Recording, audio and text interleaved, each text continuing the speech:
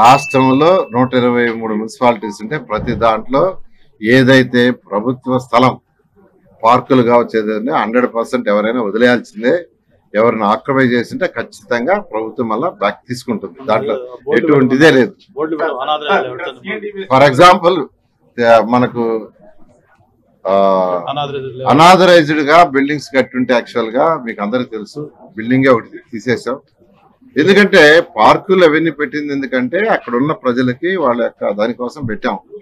అవి ఎవరు ఆక్యుపై చేసుకోవడానికి కాదు, కమ్యూనిటీ ఫెసిలిటీస్. అందువల్ల ఎక్కడైనా అందుకే మన నెల్లూరులో కూడా నేను చెప్పాను, ఎవరైనా ఆక్యుపై చేసుకోనంటే మీరే వదిలేయండి, మేము వచ్చి కొట్టేలాపని చెప్పాను. కాబట్టి రాష్ట్ర ప్రజలందరికీ మీ అందరు తల చెప్తున్నాను, ఎవరైనా ప్రభుత్వ స్థలాలు మున్సిపల్ ఏరియాలో కానీ ఆక్యుపై చేస్తుంటే మీరే వదిలేసుకోండి. పార్కు స్థలాలు కావచ్చు లేదా ఏ స్థలాలైనా ఇలాంటి ఖచ్చితంగా ప్రభుత్వం చర్యలు తీసుకుని వాటిని ఆక్యుపై చేసుకుంటారు.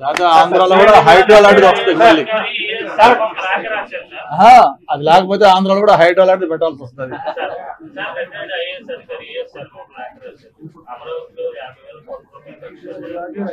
వైఎస్ఆర్సీపీలు ఏం చేశాడు?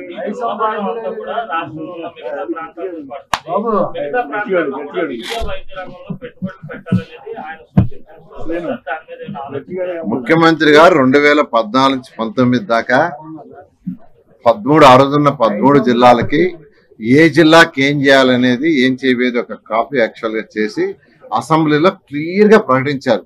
13 జిల్లాలకు ఏ జిల్లాలో ఇండస్ట్రీస్ చేస్తున్నాం, సాఫ్ట్ ఇండస్ట్రీస్, హార్డ్ ఇండస్ట్రీస్ లేదా ఎంప్లాయ్మెంట్ చేయి, అలా యాక్చువల్ 13 జిల్లాలకు అప్పుడు చేశారు. మళ్ళా కూడా ఇప్పుడు యాక్చువల్ గవర్నమెంట్ వచ్చింది. ఖచ్చితంగా వారి విజన్ తో 13 జిల్లాలను సమానంగా డెవలప్ చేయడం జరుగుతుంది. Thank you.